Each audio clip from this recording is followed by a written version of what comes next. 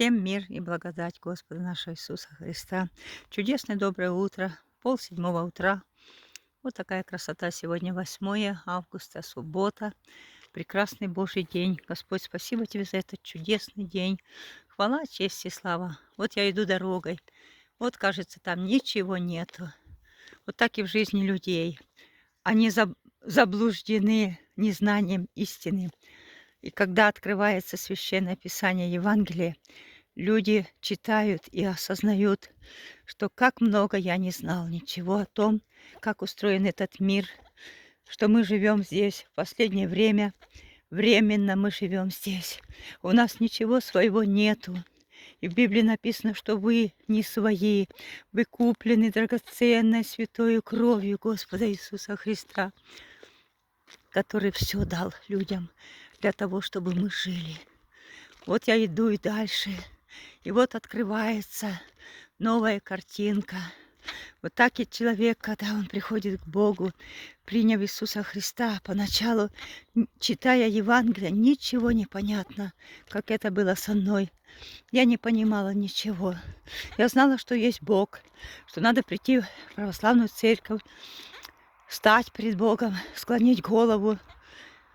Но когда я начинаю читать Священное Писание, где Господь уверяет всех людей, что Он простил людям все грехи, все зло, сотворимое нами, только верь в Иисуса Христа и заповеди Его исполняй, и будет тебе благо на этой грешной земле. Всем людям земли необходимо научиться любить Бога. А чтобы любить Бога, то это обозначает верить в Иисуса и Его заповеди исполнять. Вот это и есть любовь к Богу. У Бога есть всего две заповеди. Верь в Иисуса Христа, спасешься. Люби Бога и люби всех людей, которые тебя окружают. Написано, люби ближнего, как самого себя.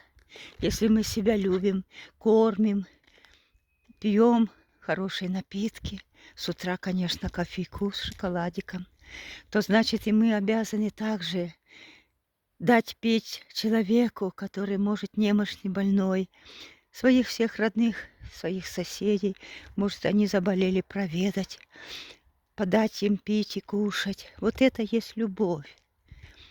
На этих двух заповедей должен жить мир и все люди земли, независимо какого вероисповедания, какой национальности человек. Мы обязаны всех любить и принимать людей как своих родных. Мои драгоценные, вот смотрите, я вышла на возвышенное место. Вот там внизу не видно было, что там впереди. А вот я пришла на это место, и здесь видно уже, так и в Евангелии, когда человек начинает читать Священное Писание, вначале ничего не понятно, что к чему. Но когда человек молится к Богу и начинает верить в Иисуса Христа, исполнять Его заповеди, то открывается панорама мира, любви и радости и полного благоухания Божьего. Наш Бог, Он великий. Он наш Отец, Он наш Спаситель. Через Сына Божьего Иисуса Христа Он открывает людям тайны Царства Небесного. Через Иисуса Христа Бог подает нам Дух Святой. Это мир, любовь, радость, милосердие, благость и спасение Божье. Будьте благословенны, дорогие. Мир вам и благодать Господа нашего Иисуса Христа. Слава и хвала Богу за всех нас, что мы еще не умерли, что мы еще живем.